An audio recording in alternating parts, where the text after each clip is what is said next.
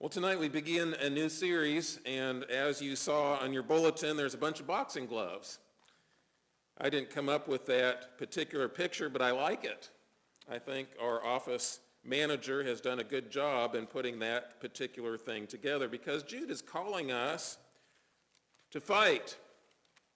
Now, it sounds kind of different to call a bunch of Christians, believers in Jesus Christ, who love grace and mercy, and who focus on the fact that God is love, sometimes to the exclusion of the other doctrines of the gospel and the scripture, to fight.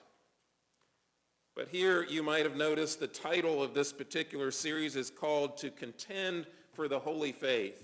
That's the title of our sermon this morning. Now, Jude is an odd little letter.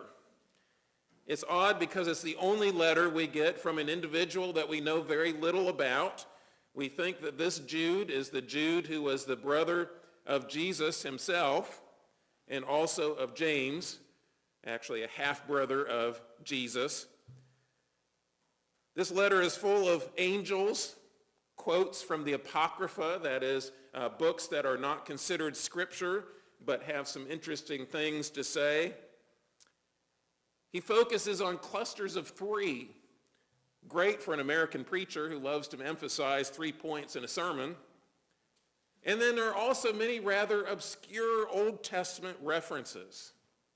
Yet despite its oddities and its rather obscure references, it has a thoroughly modern message for today's church, whether it's even for or especially for the American church.